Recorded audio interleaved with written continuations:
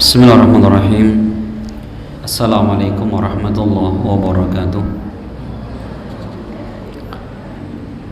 Innal hamdalillah nahmaduhu wa nasta'inuhu wa nastaghfiruh wa na'udzu billahi min shururi anfusina wa sayyiati a'malina. May yahdihillahu fala mudilla lahu wa may yudlilhu fala hadiya lahu. Wa asyhadu an la ilaha illallah wahdahu la syarika lah wa asyhadu anna Muhammadan abduhu wa rasuluh sallallahu alaihi wa ala alihi wa sallam. Qala Allah subhanahu wa ta'ala, ya ayyuhalladzina amanu taqullaha haqqa tuqatih wa la tamutunna illa wa antum muslimun. Ya ayyuhan nasu taqu rabbakumul ladzi khalaqakum min nafsin wahidah wa khalaqa minha zawjaha wa batha minhuma rijalan katsiran wa nisaa wa taqullaha alladzi tasaaluna bihi wal arham innallaha kana 'alaikum raqiba. Ya ayyuhalladzina amanu taqullaha wa qulu qawlan sadida يصلح لكم أعمالكم ويغفر لكم ذنوبكم وما يطع الله ورسوله فقد فاز فوزا عظيما. أما بعد فإن أصدق الحديث كتاب الله وخير الهدي هدي محمد صلى الله عليه وسلم وشر الأمور محدثاتها فإن كل محدثات بدعة وكل بدعة ضلالة وكل ضلالة في النار. أعاذنا الله وإياكم من الضلالة والنار. Ma'asyiral muslimin wal muslimat rahimani wa rahimakumullah. Alhamdulillah, kita kembali memanjatkan puji dan syukur kehadirat Allah Azza wa Jalla atas segala nikmat yang telah diberikan kepada kita semua. Di antara nikmat yang sangat besar yang Allah berikan kepada kita, ya, di antaranya adalah nikmat Islam dan juga nikmat iman. Karena kita tahu bahwa kebahagiaan seorang hidup di dunia maupun di hari kiamat kelak bertumpu kepada nikmat itu, nikmat iman, Islam dan amal soleh. Maka Allah Subhanahu wa ta'ala menyebutkan di dalam Al-Quran, terdapat di dalam surat An-Nahl ayat ke-97, bagaimana Allah menjelaskan, ya, seorang akan mendapatkan kebahagiaan hidup. Allah berfirman, man amila salihan min dzakarin aw unsa wa huwa mu'min falanuhyiyannahu hayatan thayyibah wa lanajziyannahum ajrahum bi ahsani ma kanu ya'malun. Yang artinya, barang siapa yang beramal soleh, baik lelaki maupun perempuan, dan dia adalah seorang yang beriman. Syaratnya adalah apa? Dia beramal soleh, yaitu amalan yang dilakukan ikhlas karena Allah dan mencocoki yang dicontohkan Nabi, dan dia orang beriman. Itu iman yang sempurna, iman yang tidak ada kesyirikan padanya. Apa yang Allah berikan? Ya, man amila salihan min dzakarin aw unsa wa huwa mu'min falanuhyiyannahu hayatan thayyibah. Maka Allah pasti dan pasti kami akan berikan kepadanya kehidupan dunia ini yang thayyibah, kehidupan yang baik. Apa makna kehidupan yang baik? Para ulama tafsir menafsirkan makna kehidupan yang baik adalah kehidupan yang penuh dengan ketenangan, keamanan, kelapangan dan kebahagiaan. Di dunia Allah jamin. Hanya dengan iman dan amal soleh seorang akan mendapatkan kebaikan. Bahkan Allah menjamin di hari kiamat, walanajziyannahum ajrahum bi ahsani ma kanu ya'malun. Dan sungguh dan pasti kata Allah, kami akan berikan ganjaran pahala kepada mereka yang lebih baik dari apa yang mereka kerjakan ketika di dunia. Maka orang beriman dan beramal soleh, janji Allah adalah kebahagiaan dunia dan akhirat. Namun sebaliknya, orang yang hidupnya meninggalkan aturan Allah Subhanahu wa taala, maka Allah pastikan dalam ayatnya, wa man a'rada an dzikri fa inna lahu ma'isyatan dhanka. Allah mengatakan, dan barang siapa yang dia berpaling dari peringatanku, berpaling dari Al-Qur'anku ini, apa kata Allah? Fa inna lahu ma'isyatan dhanka, maka baginya kehidupan dunia yang sempit. Walaupun mungkin jabatan ada, harta punya, ketenaran punya, tapi ketika jauh dari petunjuk Allah, apa kata Allah? Pasti hidupnya sempit, dadanya sempit, tidak akan pernah merasakan keluasan. Itu di dunia. Dan di hari kiamat, wa nahsyuruhu yaumal qiyamati a'ma, dan kami akan bangkitkan pada hari kiamat dalam keadaan mereka buta, tidak bisa melihat. Maka orang-orang seperti ini mengadu kepada Allah, Rabbi lima hasyartani a'ma wa qad kuntu basira. Wahai Allah, kenapa engkau bangkitkan aku dalam keadaan buta, padahal dulu ketika di dunia aku bisa melihat? Apa kata Allah? Kadzalika atatka ayati fanasitaha fakadzalikal yauma tunsa. Demikianlah dulu datang kepada kalian peringatan-peringatanku, datang kepada kalian ayat-ayatku, hadis nabiku, tapi apa? Fanasitaha, engkau melupakannya atau pura-pura lupa. Wa kadzalikal yauma tunsa, demikian pula di hari ini kalian dilupakan Allah Subhanahu wa taala. Bapak sekalian, maka orang yang diberikan nikmat oleh Allah Subhanahu wa taala dimudahkan mempelajari agama dan dimudahkan mengamalkan ilmu agama, betul-betul ini adalah perkara yang luar biasa. Maka di antara ciri seseorang Allah inginkan untuknya kebaikan adalah apa? Allah akan berikan taufik kepadanya untuk beramal soleh di penghujung hidupnya. Bertambah umur, bertambah tua, bertambah baik amalan kita. Karena Rasul pernah menyebutkan dalam hadisnya, idza aradallahu bi 'abdihil khaira yasta'miluhu. Kata Rasulullah, apabila Allah Subhanahu wa taala menginginkan kebaikan atas orang hamba, maka Allah akan mempekerjakannya. Para sahabat bertanya, ya Rasulullah, kaifa ista'malahu? Bagaimana Allah maksudnya mempekerjakan dia? Rasul mengatakan, yuwaffiquhu bi'amalin salih qabla mautihi, yaitu Allah berikan petunjuk, taufik kepadanya untuk beramal soleh menjelang kematiannya. Ini kata Rasulullah Sallallahu Alaihi Wasallam, bahwa ciri orang yang diinginkan Allah kebaikan adalah orang yang dimudahkan beramal soleh di usia senjanya.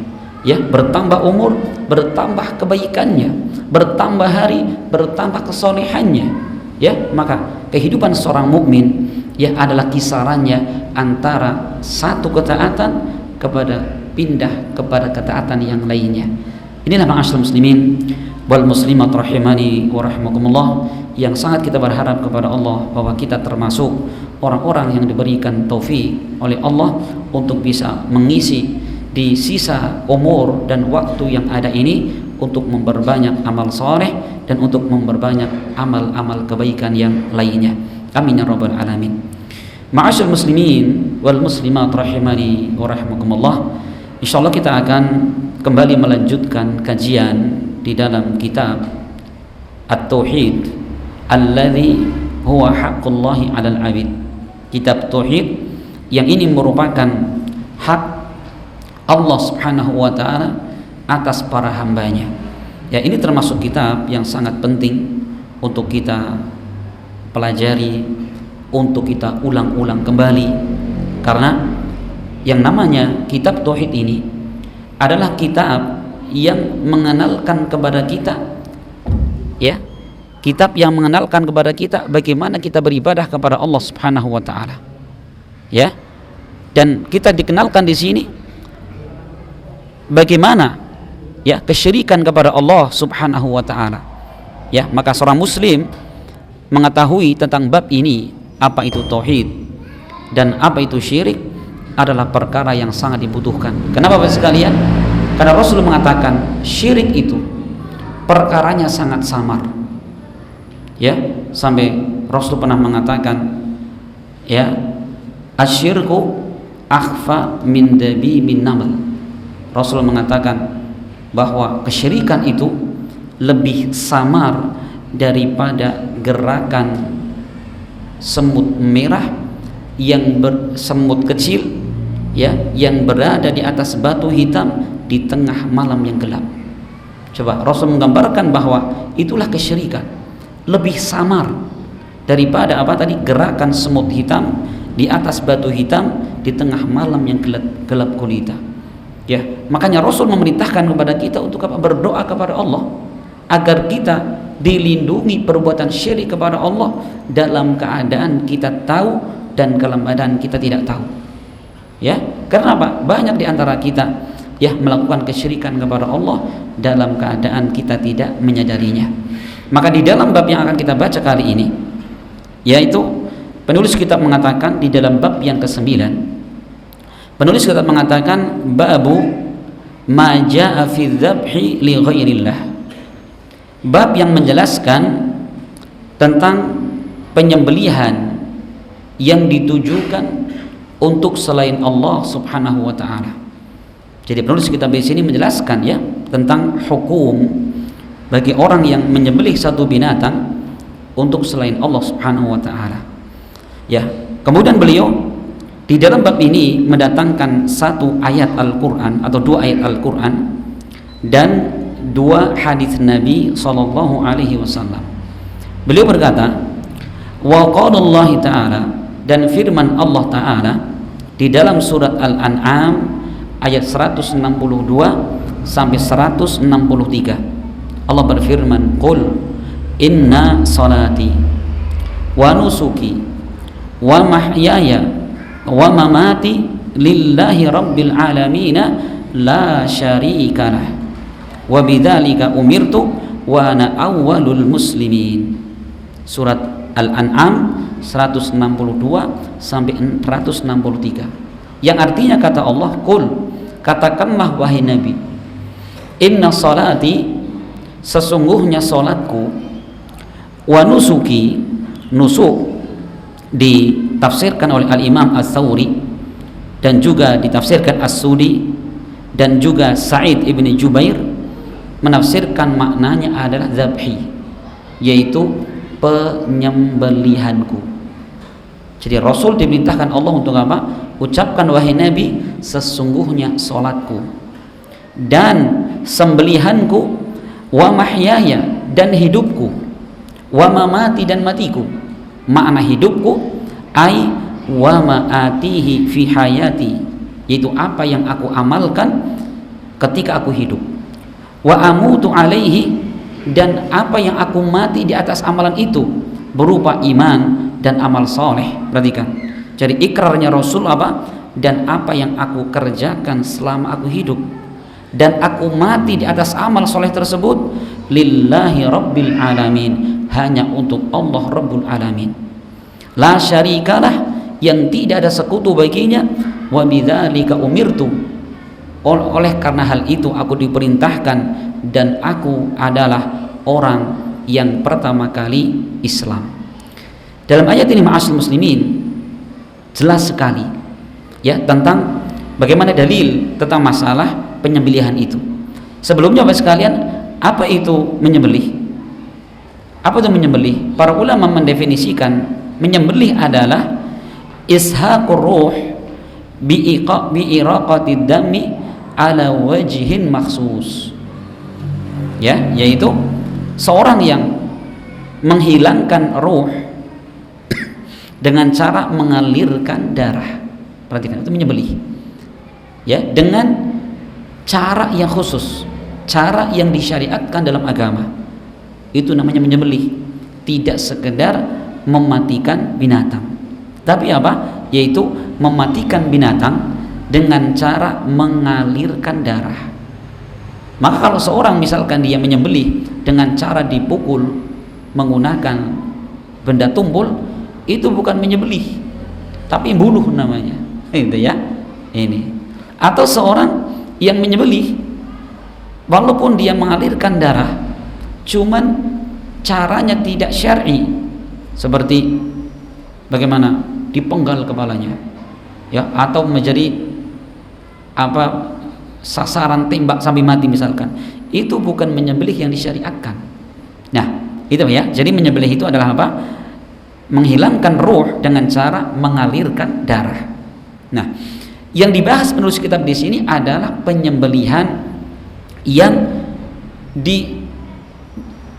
tujukan kepada selain Allah Subhanahu wa taala. Sebelum kita masuk dalam dalil, para ulama menyebutkan Bapak sekalian bahwa menyembelih itu terbagi menjadi 3. Ya, menyembelih binatang terbagi menjadi 3. Yang pertama adalah penyembelihan yang sifatnya ibadah. Bagaimana gambarannya? Yaitu bi ayyak suda bihi ta'dhimal mazbuh alah wa tadallul lahu wa taqarrub ilaih, fahada la yakunu illa lillah wa sarfuhu li ghairillahi syirkun akbar. Ya, yang pertama kata Syekh Utsaimin bahwa penyembelihan yang sifatnya ibadah, yaitu seorang yang menyembelih binatang dimaksudkan dengannya untuk mengagungkan sesuatu yang disembelih untuknya. Dia mengagungkan wa tadzallul lahu, dan dia merendahkan diri kepadanya. Perhatikan ya. Jadi kalau menyembelih untuk mengagungkan yang disembelih untuknya dan kita merendahkan diri kepadanya. Bagaimana? Hal ini tidak boleh dilakukan kecuali untuk Allah.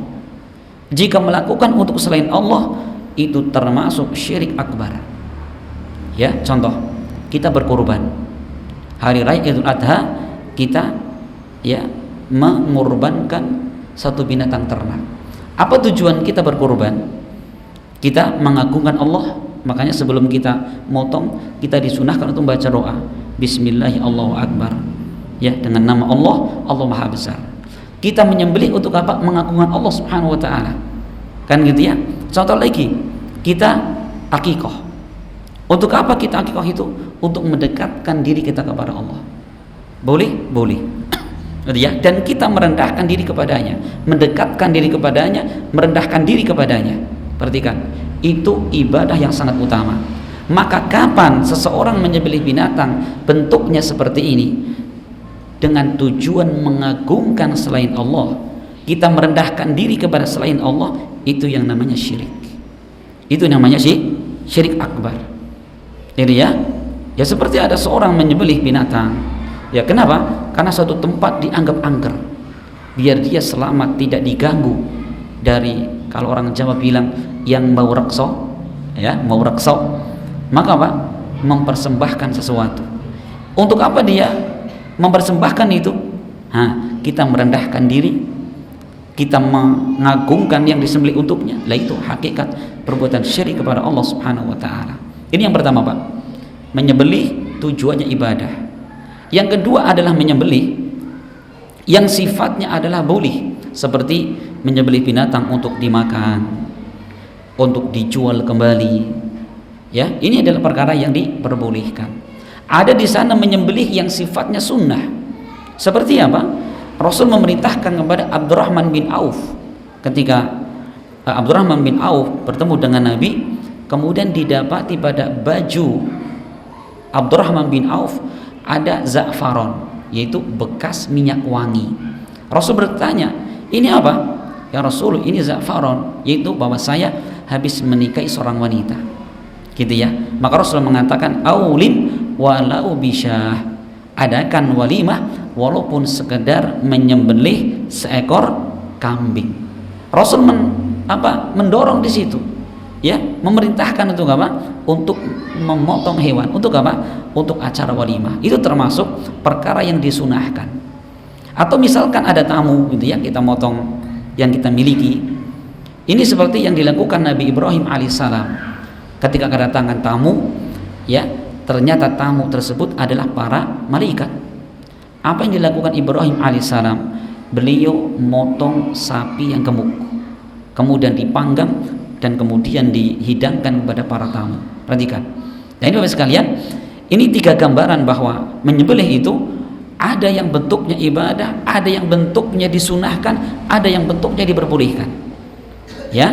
Nah, ini ya pembagian menyembelih. Nah, adapun dalil Yang diterangkan penulis kitab di sini adalah firman Allah tadi. Allah berfirman, "Qul inna salati." Katakan wahai Nabi, sesungguhnya salatku, penyembelihanku, hidup dan matiku, yaitu apa yang aku amalkan selama aku hidup dan aku mati di atasnya, lillahi rabbil alamin. Ini adalah apa? Ungkapan keikhlasan. Salat kita hanya untuk Allah, menyembelih kita hanya untuk Allah. Ya, ini menunjukkan bahwa kewajiban seorang ketika menyembelih adalah apa? Hendaklah dia meniatkan untuk Allah Subhanahu wa taala, bukan untuk selainnya. Perhatikan ya. Ya. Maka Bapak sekalian, apa kesesuaian ayat ini dengan bab yang sedang kita jelaskan? Maka kesesuaiannya ketika Allah Subhanahu wa taala ya memerintahkan hambanya untuk beribadah kepada Allah dan mendekatkan diri kepadanya dengan cara apa? Dengan cara sholat dan dengan cara menyembelih. Perhatikan, Allah memerintahkan di situ. Dan sudah kita jelaskan apa itu ibadah. Dijelaskan Syekhul Islam Ibnu Taimiyah sebagaimana terdapat di dalam Kitabul Ubudiyah. Syekhul Islam mengatakan ibadah adalah ismun jami'un li kulli ma yuhibbuhu Allah wa yardah minal aqwal wal af'al al-dhahirah wal batinah. Ibadah adalah suatu nama yang mencakup segala yang Allah cintai dan Allah ridhoi, baik ucapan maupun perbuatan yang nampak maupun tersembunyi. Segala yang Allah perintahkan pasti Allah cintai. Maka perhatikan, maka sholat dan juga menyembelih adalah ibadah. Ini ya, ini kesesuaian apa tadi ayat ini. Kemudian Bapak sekalian, dipahami ya, Masya Allah, ini dalil yang luar biasa. Jadi kewajiban kita apa? Untuk berlaku ikhlas. Untuk berlaku ikhlas di dalam sholat, ya, kemudian di dalam menyembelih dan di dalam segala amal soleh. Dan Allah menutup ayatnya, wa ana awwalul muslimin, dan Rasul diperintahkan untuk mengatakan, dan aku adalah manusia pertama yang berislam. Maksudnya adalah apa? Yaitu manusia pertama yang berislam dari umat Islam ini. Kenapa? Karena Nabi itu adalah manusia pertama kali yang Islam dari umat ini, gitu ya. Iya, karena yang pertama kali mendapatkan syariat perintah adalah Nabi, kemudian baru diikuti oleh umatnya, kan gitu. Makanya Rasulullah, perhatikan ya, ketika pertama kali Allah utus ke muka bumi ini, berapa ada orang muslim? Cuman satu, Rasulullah. Perhatikan ya, tapi luar biasa ini. Dakwah seorang diri, muslim seorang diri, berada di tengah-tengah kaum musyrikin saat itu yang jauh dari ajaran agamanya, tapi apa? Beliau dengan izin Allah mampu untuk merubah keadaan manusia. Nah, yang kita ambil di situ apa kira-kira bekalnya Nabi? Nah, di antara bekalnya adalah ini, keikhlasan. Dan yang kedua adalah bekalnya adalah ilmu. Perhatikan Bapak sekalian, ya, yaitu keikhlasan, ilmu dan kesabaran. Hanya dengan ini seorang akan mendapatkan apa? Mendapatkan kepemimpinan dalam agama. Allah mengatakan, waja'alna minhum a'immatan yahduna bi amrina lamma sabaru wa kanu bi ayatina yuqinun. Demikianlah kami jadikan di antara kalian para pemimpin dalam urusan agama. Kapan mereka terjadi pemimpin dalam urusan agama? Lama sabaru, ketika mereka bersabar. Perhatikan, sabar. Makanya kalau kita berdakwah tidak bersabar, nggak akan mendapatkan hasil. Ya, makanya Masya Allah sekalian ya, dakwah itu kita tidak melihat hasil. Yang ikut banyak kita syukuri, sedikit yang ikut tidak menjadikan kita mundur dari dakwah. Itu kalau dakwah kita karena Allah, ya. Tapi kalau dakwahnya kita mencari pengikut, ya nggak sabar. Karena Masya Allah sekalian ya, ini yang dimiliki para nabi, yaitu jujur dan ikhlasnya mereka dalam berdakwah. Maka seorang pendakwah itu nggak mikir jamaahnya mau ngamalkan atau tidak nomor dua, ya. Lah ini kita jangan pernah marah, kita ngajari orang kemudian tidak diamalkan. Kalau kita marah, dipertanyakan keikhlasan kita. Kewajiban kita itu menyampaikan. Adapun diamalkan dan tidak, itu kembali kepada Allah Subhanahu wa taala. Kewajiban kita menyampaikan. Rasulullah saja beliau menyampaikan dakwah kepada pamannya, ya, tapi apa? Pamannya tidak masuk Islam, tidak menerima dakwah beliau, kan gitu, sampai matinya. Apa Rasulullah marah? Tidak. Itu ya. Iya, makanya ukuran keberhasilan seorang berdakwah itu bukan bertambah banyaknya pengikut, tidak. Tapi bagaimana keikhlasan, kejujuran, kesabaran seorang dalam berdakwah, itu diuji di situ. Ketika bersabar dan mereka yakin terhadap janji Allah Subhanahu wa taala. Apa janji Allah? Bahwa kemenangan pasti akan diberikan kepada orang-orang yang mereka jujur dalam beragama. Iya, kemenangan itu enggak harus ketika hidup, Pak. Keberhasilan dakwah, kata para ulama, tidak sekedar ketika pendakwah masih hidup. Bisa jadi pendakwah sudah tidak ada, baru kemudian apa yang disampaikan dari ilmu diterima manusia. Tuh, berarti kan ke depan sekali. Ya, tidak hanya sekedar lah ini udah ngaji lama nggak ada perubahan. Masya Allah, itu bukan tanggung jawab kita. Kewajiban kita adalah menyampaikan. Ini Bapak sekalian, Masya Allah ya, Rasul mengatakan wa ana awalul muslimin, dan aku adalah manusia pertama yang berislam. Ini ayat yang pertama. Kemudian ayat yang kedua, beliau mengatakan wa qauluhu, dan firman Allah, fasalli li rabbika wanhar, maka solatlah untuk Rabbmu dan menyembelihlah. Wanhar, nahar itu menyembelih juga, cuman kebanyakan pemakaian dalam istilah orang-orang Arab, nahar itu lebih kepada menyembelih unta. Jadi beda ya, kalau kita menyembelih selain unta seperti sapi, kambing, kerbau, atau mungkin ayam, itu yang disembelih kan sebelah sini Pak ya, lebih ke kepala. Tapi kalau menyembelih unta, itu tempatnya mana? Itu lebih dekat ke dada. Itu nahar di sini namanya. Dan seringnya nahar itu unta dalam keadaan berdiri atau jongkok, kemudian di sini yang dipotong. Beda kalau zabah. Zabah itu umumnya itu ditidurkan baru disembelih di atas sini. Tapi kalau unta di sini itu nahar. Tapi maknanya bagaimana kalau menyembelih unta dengan zabah juga boleh? Unta dirobohkan disembelih nggak ada masalah, kan gitu. Nah, Bapak sekalian, perlu kita cermati dalam ayat yang mulia ini. Allah berfirman, fasalli li rabbika wanhar. Secara susunan bahasa harusnya itu seperti ini Pak.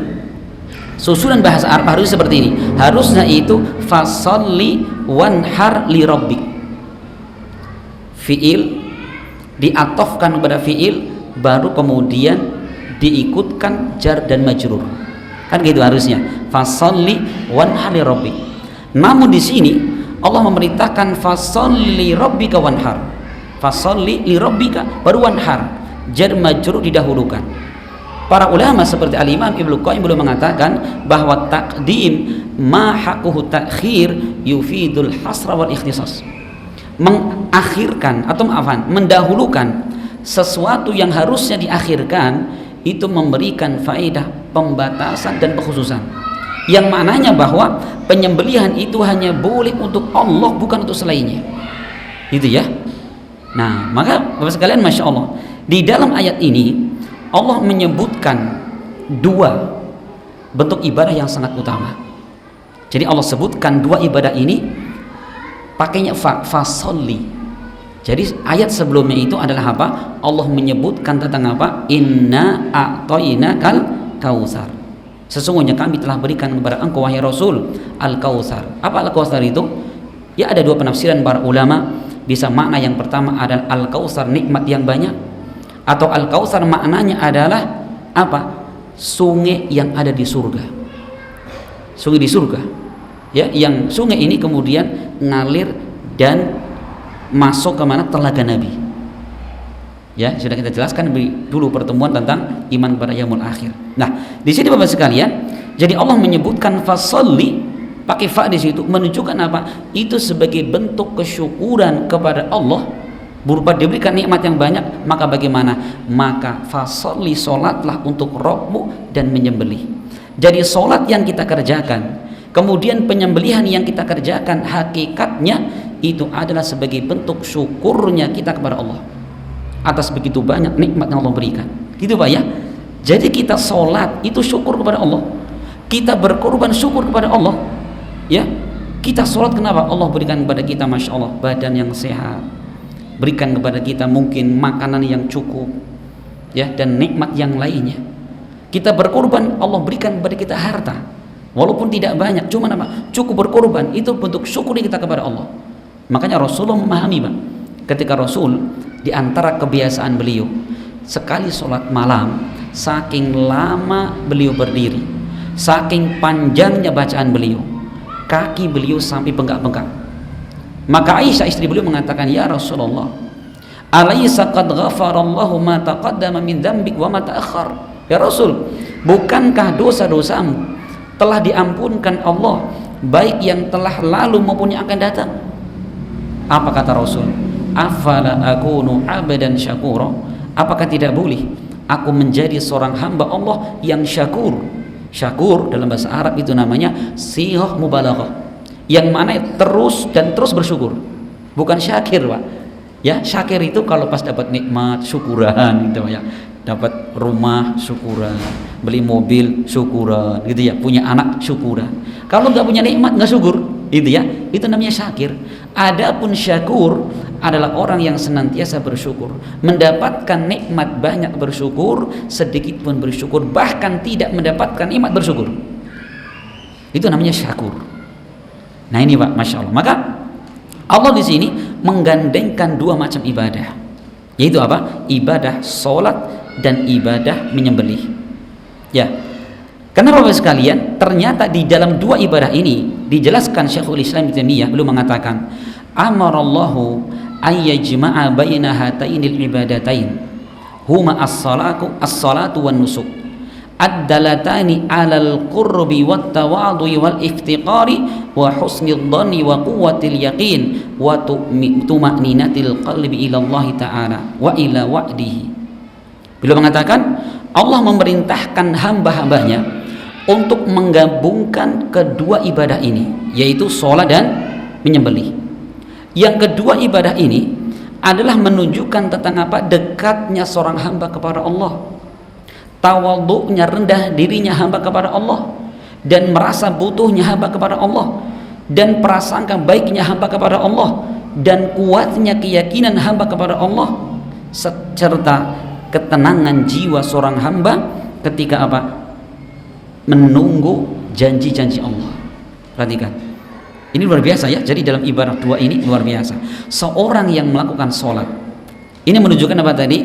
Yaitu menunjukkan dekatnya dia kepada Allah. Karena memang sholat itu adalah keadaan yang terdekat antara hamba dengan Allah. Sampai Rasul pernah mengatakan, aqrabu ma yakunu bainal abdi wa rabbi fa huwa sajidun fa aksiru du'a. Hadis dari Aisyah diriwayatkan Imam Muslim. Rasul mengatakan, sesungguhnya keadaan yang paling dekat antara hamba dengan Allah adalah ketika dia sujud. Kapan sujud itu? Ketika sholat. Maka berbanyaklah oleh kalian berdoa ketika sedang sujud. Ini, jadi sholat itu adalah keadaan yang paling dekat seorang hamba dengan Allah Subhanahu wa ta'ala. Kemudian yang kedua, bahwa ibadah sholat dan juga korban yang kita dekatkan itu adalah apa? Menunjukkan tawadhu'nya, rendahnya seorang hamba di hadapan Allah. Seorang yang sholat, Bapak sekalian, sepertinya saya sering ingatkan di sini ya, ketika kita sujud, Pak, kita sujud di atas 7 anggota tubuh, di antaranya adalah wajah, dan kita meletakkan wajah ketika sujud di tempat yang paling rendah, bahkan lebih rendah, mohon maaf, dari pantat kita. Kan gitu, Pak ya? Sujud kan gini, Pak ya? Apa ada orang sujud kepalanya di atas? Ya enggak. Coba kita meletakkan anggota tubuh yang paling mulia di tempat yang paling rendah. Ya, kenapa? Karena kita betul-betul saat itu sedang merendahkan diri kepada Allah. Betapa butuhnya kita kepadanya. Dan bagaimana ketika kita berkurban, saking apa? Husnudzon kita kepada Allah, bahwa apa? Allah akan gantikan rizki yang Allah berikan. Hal ini, Bapak sekalian, makanya dijelaskan para ulama bahwa ibadah badan yang paling utama adalah sholat, sedangkan ibadah harta yang paling afdol adalah menyembelih. Perhatikan ya, ini mumpung Idul Kurban masih lama, persiapan dari sekarang ini. Perhatikan, ibadah yang paling afdol, ibadah yang paling afdol, ibadah harta adalah apa? Berkurban. Ini kenapa di situ? Masya Allah, luar biasa ya. Seorang betul-betul ya mengeluarkan hartanya di jalan Allah. Mungkin dia punya hewan yang sangat dia cintai, dia korbankan, dia sembelih alirkan darahnya untuk Allah Subhanahu wa taala. Kenapa? Karena kita butuh kepada Allah dan kita pun yakin husnudzon kepada Allah bahwa Allah tidak akan pernah menyia-nyiakan kita semua. Ini Bapak sekalian, jadi sisi pendalilan ayat ini yang mana Allah Subhanahu wa taala mengatakan fasholli rabbika wanhar, maka salatlah untuk Rabbu dan berkorbanlah. Allah memerintahkan kita untuk menyembelih. Setiap yang Allah perintahkan pasti Allah cintai, setiap yang Allah cintai itu adalah ibadah. Maka kalau seperti itu, apa kata Allah? Hendaklah kita menyembelih hanya untuk Allah. Bismillah. Kemudian penulis kitab mendatangkan dua hadis Nabi. Hadis yang pertama kata beliau, An Ali ibn Abi Thalib radhiyallahu anhu qala, dan dari Ali bin Abi Thalib semoga Allah meridainya, beliau pernah berkata. Ali bin Abi Thalib, ya, beliau adalah seorang imam dan amirul mukminin. Beliau adalah putra paman Nabi atau sepupu Nabi. Ali bin Abi Thalib, beliau wafat sebagai seorang syahid. Kenapa? Dibunuh oleh seorang khawarij, ya, yang bernama Ibnu Muljam. Ya, ini masya Allah ya, bahwa Ali bin Abi Thalib ini sudah dikhabarkan Nabi, ya, bahwa beliau itu adalah orang yang mencintai Allah dan Rasulnya, dan Allah serta Rasulnya pun cinta kepada dia. Itu Ali. Nah ini Bapak sekalian, keempat sahabat yang termasuk Rasulul Azmi ini memang manusia yang luar biasa. Sampai pernah Rasul bersama dengan Umar dan juga Abu Bakar As-Siddiq di atas gunung Uhud. Tiba-tiba saat itu gunung Uhud goncang, gempa. Maka Rasul mengatakan, "Utsbut ya Uhud, fa inna 'alaika nabiyyun wasiddiqun wasyahid." Kata Rasul, "Wahai Uhud, tenang kamu, jangan goncang. Kenapa? Di atasmu ada seorang nabi, ada seorang siddiq jujur, dan ada seorang yang mati syahid." Siapa di situ? Umar. Makanya Umar ketika beliau ditikam oleh seorang majusi yang bernama Fairuz Abu Lulu al-Majusi, beliau begitu sadar nanya, siapa yang nusuk saya? Abu Lu'lu'ah, orang majusi. Iya. Alhamdulillah, Umar bersyukur. Kenapa? Yang nusuk saya orang yang belum pernah sujud kepada Allah. Itu Umar. Kenapa? Umar sudah tahu bahwa beliau dikabarkan Rasul akan mati syahid. Coba itu apa? Ketika beliau berada di atas gunung Uhud, Rasul mengatakan, "Utsbut ya Uhud, fa inna 'alaika nabiyyun wasiddiqun wasyahid." Nah, ini termasuk Ali, di antara keutamaan beliau adalah itu. Beliau mati sebagai syahid. Ya, kenapa Bapak sekalian? Karena seorang mati syahid itu luar biasa. Sehingga Rasul mengatakan, "Yughfaru lisyahid kulla dzanbin." Diampunkan bagi orang-orang yang mati syahid seluruh dosa. Kecuali satu, apa itu? Illad dain, kata Rasul, kecuali dosa yang namanya hutang. Hutang sudah mampu bayar, tidak dibayar-bayar, itu dosa yang kata Rasul tidak terampunkan walaupun dengan mati syahid. Itu ya. Iya. Jadi Ali pernah mengatakan, haddatsani Rasulullah sallallahu alaihi wasallam bi arba'i kalimat. Rasulullah pernah bercerita kepadaku, yaitu menjelaskan kepadaku tentang 4 kalimat. Apa yang pertama? La'anallahu man dhabaha li ghairillah. La'anallahu man la'ana walidayhi. La'anallahu man awa muhditsan wa la'anallahu man ghayyara manaral ardi. Rawahu Muslim. Kata Rasul, Allah melaknat orang yang menyembelih untuk selain Allah. Allah melaknat orang yang melaknat kedua orang tuanya. Ketiga, Allah melaknat orang yang melindungi perkara muhdis, ya, orang berbuat kebid'ahan dia lindungi, atau seorang yang dia membuat kemaksiatan seperti membunuh dia lindungi biar tidak dihukum. Perhatikan. Dan yang keempat, la'anallahu man ghayyara manaral ard, dan Allah melaknat orang-orang yang mereka merubah batas tanah. Kalau tanah kan ada batasnya Pak ya. Insya Allah di Padang juga ada batasnya Pak. Pakai apa sini Pak? Pakai botol itu Pak ya. atau pakai cor. Nah, kan macam-macam ya. Nah, itu orang yang mencuri tanah walaupun mungkin 1 jengkal atau setengah senti gitu ya, sengaja dia mencuri ini, Allah melaknat mereka. Ya, itu ya. Ini Rasul menyebutkan 4 orang yang Allah laknat. Lah, sekarang apa itu laknat? Laknat Bapak sekalian, laknat adalah secara bahasa maknanya adalah at-tard wal ib'ad. Sebagaimana disebutkan oleh Imam Abu Sa'adat, beliau mengatakan aslul la'ni at-tardu wal ib'ad, yaitu seorang yang diusir dan dijauhkan secara bahasa. Adapun laknat jika datangnya dari Allah Subhanahu wa taala, perhatikan, itu maknanya tadi, dijauhkan dan diusir. Tapi kalau laknat yang datang dari makhluk, maknanya adalah asab wa doa, itu celaan dan doa keburukan. Perhatikan ya. Jadi kalau Allah melaknat maksudnya apa? Ya kita dijauh, naudzubillah, dijauhkan dari rahmatnya Allah. Ini ngeri apa tidak? Oh, ngeri sekali itu. Orang terlaknat itu ngeri sekali. Ini ya. Ya, itu laknat.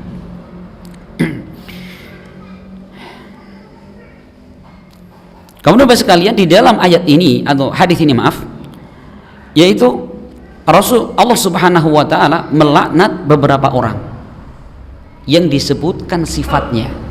Nah, sekarang bagaimana dengan kita? Apakah boleh kita melaknat seseorang? Gitu ya. Maka Al-Imam An-Nawawi beliau mengatakan wattafaqal ulama ala tahrimil la'ni fa innahu fil lughati al-ib'ad wat tardu. Kata Imam Nawawi, sepakat para ulama diharamkannya melaknat, karena laknat di dalam bahasa maknanya adalah menjauhkan dan mengusir. Ya, sedangkan dalam syariat kata beliau al-ib'adu min rahmatillahi ta'ala, yaitu dijauhkan dari rahmat Allah.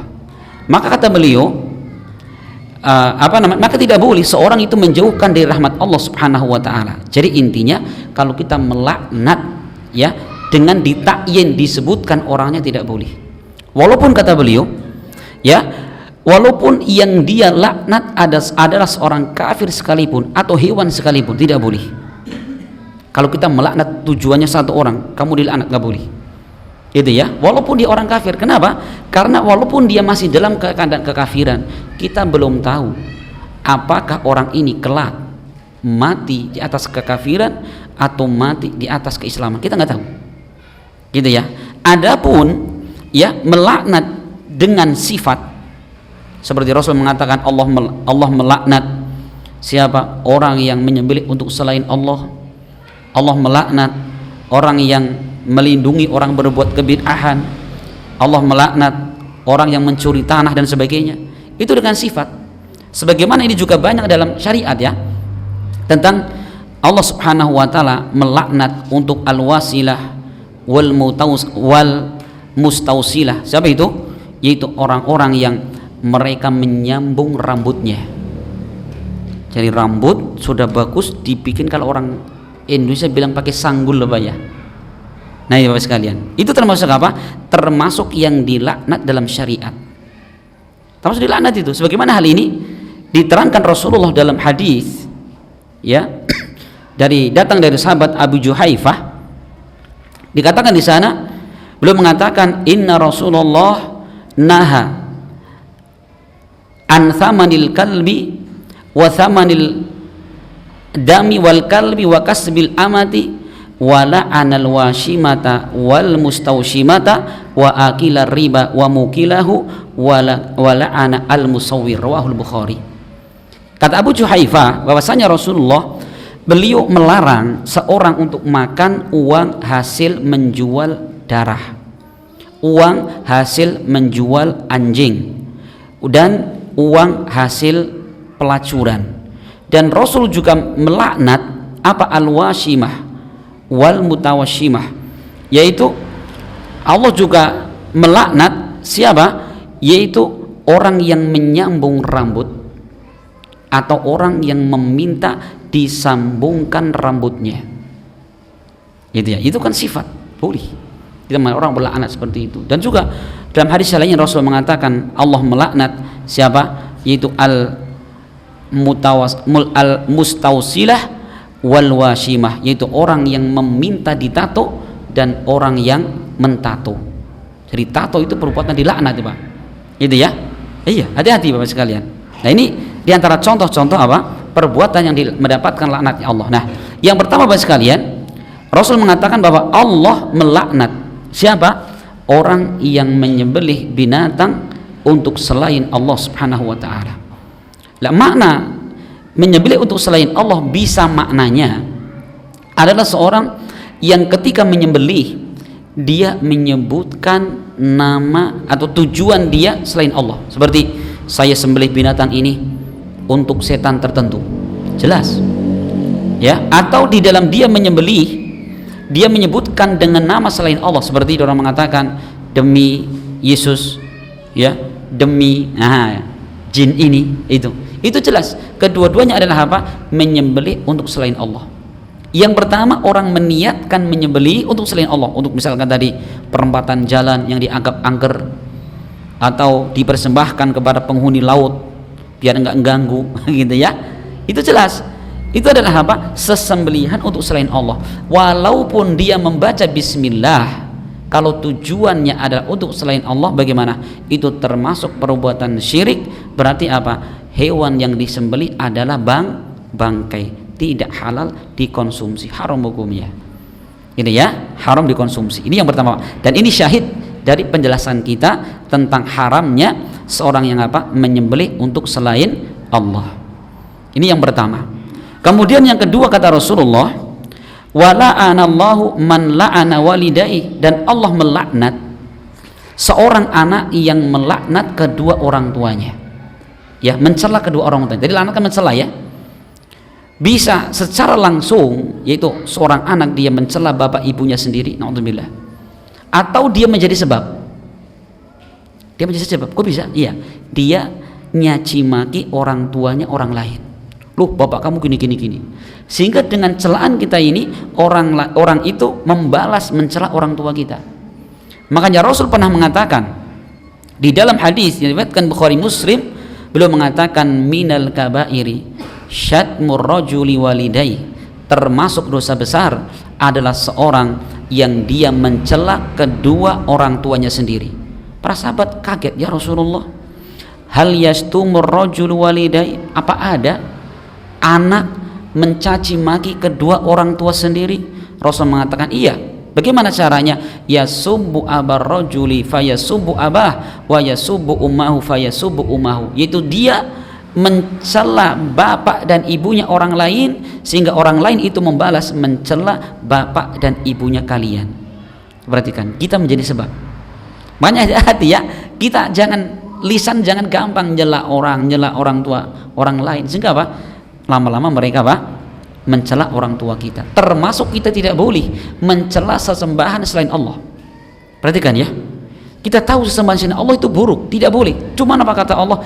Wala yasubbul ladzina yad'una min dunillah, janganlah kalian mencela sesembahan selain Allah. Kenapa? Dikhawatirkan mereka akan mencela Allah Subhanahu wa taala. Perhatikan, kita menjadi sebab hukuman kita seperti orang melakukan secara langsung. Perhatikan, sesembahan selain Allah saja tidak boleh kita cela.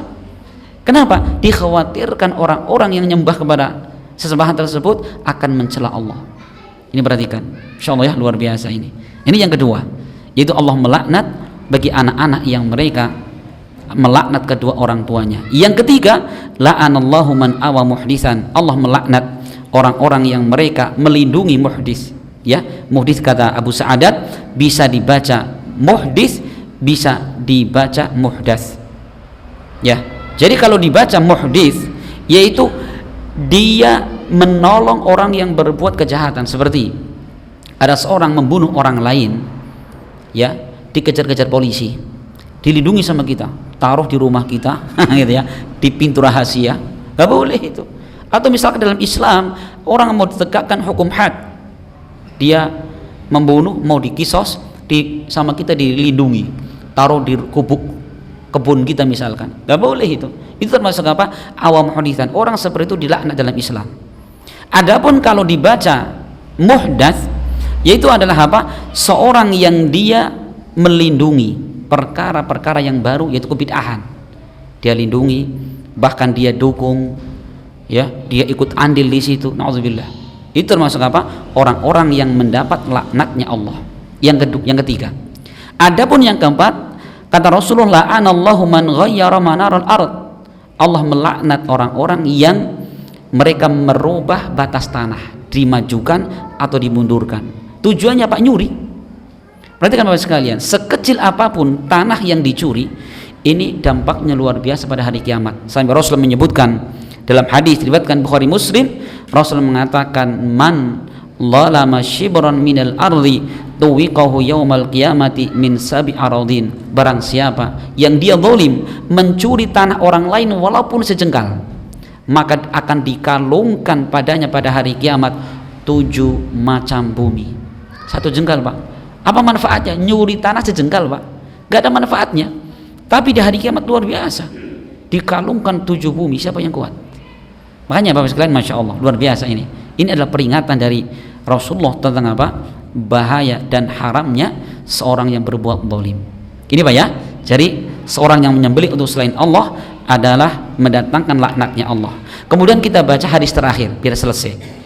Penulis kitab mengatakan, wa an Tariq bin Syihab, dan dari sahabat Tariq bin Syihab, dia sahabat ya, walaupun Tariq bin Syihab ini kata Al-Imam Abu Dawud, beliau melihat Nabi cuma sekali dan belum pernah mendengar ucapan Nabi. Perhatikan, Tariq bin Syihab itu kata Imam Abu Dawud, beliau pernah melihat Nabi cuma sekali tapi belum pernah mendengar ucapan Nabi. Tapi apa? Kata Ibnu Hajar, jika telah tetap bahwa beliau melihat Nabi, maka beliau adalah seorang sahabat. Coba perhatikan. Ya, memang apa sih? Kalau orang itu menjadi sahabat Nabi, apa keutamaannya? Masya Allah. Rasul pernah mengatakan, tuba liman ro'ani wa tuba liman ro'a man ro'ani. Beruntung orang yang pernah melihat aku, dan beruntung orang yang pernah melihat orang yang melihat aku. Berarti melihat siapa? Sahabat. Masya Allah, sekedar melihat saja beruntung. Itu ya. Dan Tariq bin Syihab itu salah satu sahabat Nabi yang belum pernah mendengarkan ucapan Nabi, tapi apa? Pernah melihat Nabi 1 kali. Maka kata Ibnu Hajar mengatakan itu termasuk sahabat.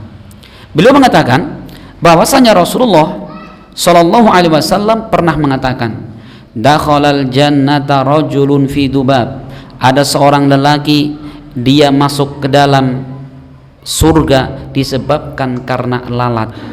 Wa dakhalan nara rajulun fi dubab, dan ada seorang lelaki yang masuk neraka dikarenakan lalat pula. Coba, masuk surga hanya urusannya lalat. Bagaimana urusannya itu? Maka qalu, para sahabat mengatakan, wa kaifa dzalika ya Rasulullah? Bagaimana Rasul hal itu bisa terjadi? Qala, Rasul mengatakan, marra rajulani ala qaumin lahum sonam la yujawizu ahadun hatta yuqarriba lahu syai'an. Yaitu ada 2 orang yang dia melakukan perjalanan, kemudian melewati satu kampung. Kampung ini memiliki patung. Tidak ada seorang pun yang boleh melewati kampung tersebut melainkan harus memberikan satu persembahan berupa sesembelihan. Perhatikan. Maka qalu li ahadihima, maka orang di kampung itu mengatakan kepada salah satunya, qarrib, lakukan pendekatan, lakukan penyembelihan. Maka orangnya mengatakan, laisa indi syai'un uqarrib, aku tidak punya hewan yang aku jadikan untuk apa? Berkurban di situ. Maka penjaga mengatakan, qarrib walau dzubaban, lakukan kurban walaupun sekedar seekor lalat. Kemudian apa? Faqarraba dzubaban, akhirnya orang ini nyari lalat, ditangkap, disembelih, dipersembahkan kepada patung tadi. Fakhallu sabilahu, kemudian orang ini dipersilahkan lewat. Fadakhalan nar, kata Rasul, kemudian orang ini masuk neraka. Kemudian waqalu lil akhar, mereka mengatakan kepada yang satunya lagi, qarrib, lakukan kurban. Orang ini mengatakan, ma kuntu li aqriba li ahadin syai'an dunallahi azza wajal, aku tidak akan melakukan pendekatan kurban kepada seorang pun kecuali kepada Allah. Akhirnya apa? Fadarabu unuqahu, dipenggal kepalanya sampai mati. Fadakhalal jannah, akhirnya orang ini masuk ke dalam surga. Berarti Bapak sekalian, Bagaimana kata Rasul ya? Ada seorang masuk surga hanya karena lalat. Kenapa? Dia menyembelih. Maaf, orang masuk neraka karena lalat. Dia menyembelih lalat untuk selain Allah Subhanahu wa taala. Dan masuk surga karena lalat. Kenapa? Dia tidak mau berkorban kepada patung tadi. Kenapa? Karena tahu itu sebuah perbuatan syirik kepada Allah. Bagaimana kalau itu bentuknya kambing? Kalau bentuknya sapi atau kerbau sekalian? Itu jelas-jelas 100% adalah kesyirikan kepada Allah Subhanahu wa taala.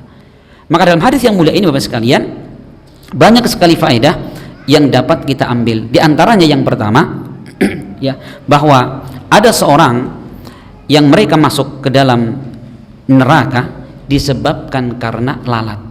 Ini menunjukkan betapa ya ngerinya seorang itu terjatuh dalam kesyirikan kepada Allah. Maka jangan pernah kita merasa aman.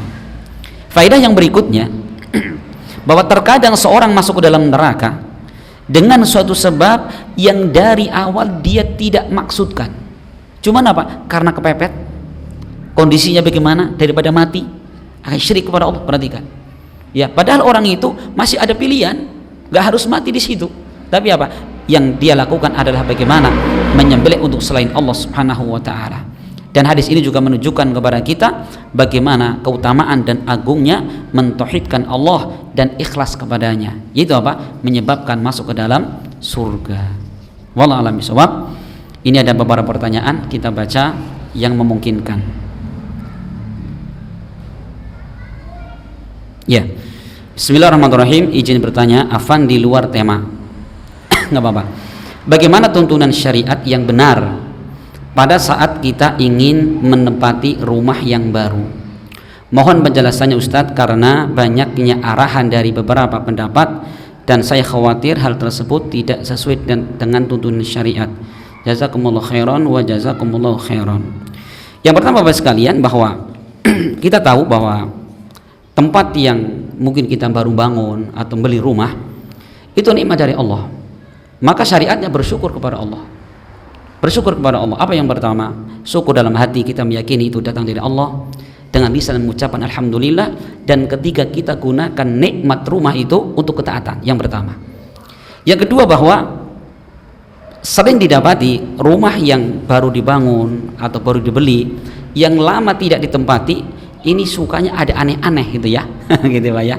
Memang Bapak sekalian, bahwa ada makhluk di kalangan jin yang mereka sukanya gitu. Mereka itu nebeng di rumah-rumah manusia. Mana rumah kosong mereka masukin, nggak pakai izin-izin segala itu Pak. Gitu ya. Nah, begitu pemilik rumah masuk, merasa terusik mereka, sehingga apa? Mereka tidak jarang mengganggu pemilik rumah. Makanya di antara syariat yang tidak syariat yang dibenarkan adalah ketika kita masuk zikir kepada Allah. Bahkan kita juga boleh meruqyah. Bisa meruqyah, kita baca-bacakan, atau kita bisa menggunakan air yang sudah kita diruqyah. Ini dikatakan Ibnu Qayyim, ini termasuk diperbolehkan. Kita ambil mungkin air segayung atau seember, kita baca-baca ayat ruqyah di situ. Kemudian selesai itu kita tiupkan dan kita ciprat-ciprat ke mungkin pojok-pojok rumah gitu ya. Itu tidak masalah. Dan juga boleh kita meruqyah di setiap ruangan yang ada. Ruqyah itu apa? Yaitu membaca ayat Al-Qur'an. Surah An-Nas, Al-Fatihah, Al-Falaq, ya ayat kursi, atau surah Al-Baqarah secara umum. Karena Rasul mengatakan, inna syaitana tafiru minal baitil lati tuqra'u fi suratul Baqarah. Sesungguhnya setan akan lari, akan keluar dari rumah yang dibacakan di dalamnya surat Al-Baqarah. Gitu ya. Dan ketaatan-ketaatan yang lainnya ini juga bisa mengusir makhluk-makhluk yang tidak kelihatan. Gitu ya. Adapun pakai sesajen nggak boleh. Atau tebar bunga 7 macam, nggak ada itu. Adzan, wallahu alam, kalau adzan karena termasuk yang mengusir setan itu adzan gitu ya. Ada sebagian ulama mengatakan tidak mengapa, karena setan dikatakan ketika mendengarkan adzan lari terbirit-birit, maaf sampai kepentut. Saking takutnya dengan adzan gitu ya. Wallahu alam bishawab. Assalamualaikum warahmatullahi wabarakatuh. Ustaz, bagaimana hukumnya membunuh hewan yang halal untuk dibunuh atau hewan yang mengganggu? Apakah harus mengucapkan bismillah? Ya, yang pertama tentang hukum membunuh hewan yang halal dibunuh, ya jelas boleh. Bahkan ada di sana hewan yang diperintahkan Rasul dibunuh, bahkan ketika sholat. Di antaranya aswadain, yaitu dua binatang hitam itu, ular dan kalajengking. Itu Rasul perintahkan kita membunuh walaupun dalam badan sholat, gitu ya. Dan binatang-binatang yang lain diantaranya ada khamsun minal fawasik, ada 5 hewan yang dikatakan hewan fasik, itu boleh dibunuh baik di dalam maupun di luar tanah haram. Apa diantaranya? Tikus, ular, kalajengking, kemudian burung gagak, gitu ya. Itu hewan-hewan yang boleh dibunuh walaupun di tanah haram. Gitu ya. Apakah harus mengucapkan bismillah? Kalau dikatakan harus tidak, cuman disyariatkan bismillah, gitu ya. Disyariatkan bismillah. Ya, hukum sedekah laut daripada syariat. Sedekah laut ini ngapa? Mempersembahkan sembelihan, ya kan gitu. Untuk siapa dipersembahkan? Untuk jin, untuk setan. Termasuk apa? Tadi, man dhabaha li ghairillahi faqad asyraka. Siapa menyembelih suatu binatang untuk selain Allah, jelas maka apa itu? Maka termasuk kesyirikan. Gitu ya. Sedekah laut, naudzubillah. Ini sudah menjadi membudaya ini. Makanya kalau dakwah tauhid tidak ditegakkan, masya Allah, kasihan umat Islam ini melakukan kesyirikan akbar, namun mereka tidak diingatkan. Perhatikan, itu termasuk perbuatan syirik akbar yang konsekuensinya panjang sekali. Bismillah, tanya Ustadz, jika kita telah melaknat seseorang lantas kita menyesal, terus kita mencabut perkataan kita, laknat kita pada orang tersebut, apakah itu bisa? Ya bisa. Berarti kita melakukan suatu dosa, kekeliruan. Bagaimana? Yang pertama, kita bertobat kepada Allah Subhanahu wa taala. Apakah kita harus datang ke sana, Pak, mohon maaf dulu saya melaknatmu? Kalau itu justru mendatangkan permusuhan baru, jangan. Kamu dulu melaknat saya gitu ya, jadi musuhan. Maka cukup kita mendoakan kebaikan kepada orang yang pernah kita laknat, gitu ya. Kita cukup mendoakan kebaikan, keberkahan kepada orang yang pernah dilaknat, ya. Iya. Ibadah yang paling afdol untuk harta adalah korban, menyembelih. Ya, bagi mukmin korban dalam haji hukumnya sunat apa wajib? Ya, kalau itu adalah hadiyu, bagaimana hukumnya? Sudah kita jelaskan, hukumnya wajib, gitu ya, hukumnya wajib. Adapun kalau korban seperti korban selain di dalam ibadah haji yang itu merupakan denda, seperti korban seperti kita yang tidak haji, bagaimana? Para ulama khilaf, antara yang mengatakan sunnah dan ada yang mengatakan wajib. Wallahu alam. Assalamualaikum, bagaimana cara menyembelih sesuai sunnah? Ini sudah jelaskan dulu ya, dulu di kitab fikih, kitabul udhiyah, dzabah, gitu ya, sudah. Tapi intinya Bapak sekalian, ya kita secara ringkas, kita menyembelih jelas bismillah. Yang kedua adalah kita juga disunahkan untuk menghadapkan hewan disembelih menghadap kiblat. Kemudian diwajibkan menyembelih dan putus 4 urat. Urat apa? Jalan nafas, kemudian urat jalan makanan, dan wajdain, 2 urat besar. Itu wajib untuk putus. Ya, itu baru sah. Adapun kalau cuma salah satu putus, ya ada sebagian ini ya, kadang-kadang kita beli ayam itu cuman tik gitu, itu nggak putus, nggak sah itu Pak. Itu tidak disembelih secara syar'i. Kita kadang ragu apakah daging yang kita makan sudah disebut nama Allah ataukah belum saat disembelih.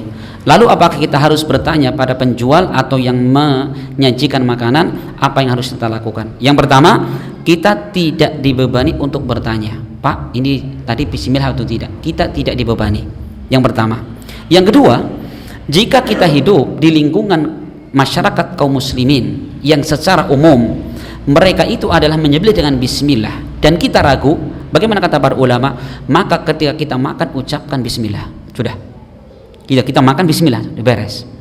Kecuali kalau kita yakin bahwa ini ada seorang penjual ceroboh sekali, wong anu tirai aja dijual, gitu ya, atau kita lihat cara motongnya tidak syar'i, baru kita tinggalkan. Tapi selama itu belum ada kabar berita, ya maka hukum asal adalah diperbolehkan dan kita tidak dibebani untuk menanyakan ini disembelih syar'i bismillah atau tidak. Itu jadi dibebankan, gitu ya. Itu termasuk takalluf, ma la yuta. Kita itu membebani diri di luar kemampuan kita. Gitu saja. Kita saling husnudzon kepada sesama muslim, gitu ya. Wallahu a'lam bishawab. Enggak ada yang lain? Mungkin gini ya yang bisa kita sampaikan, semoga bermanfaat dan semoga Allah Subhanahu wa taala memberikan kepada kita ilmu yang dapat kita amalkan dalam kehidupan sehari-hari. Amin ya rabbal alamin. Dan kita akhiri, subhanakallahumma bihamdik asyhadu an la ilaha illa anta astaghfiruka wa atubu ilaik. Assalamualaikum warahmatullahi wabarakatuh.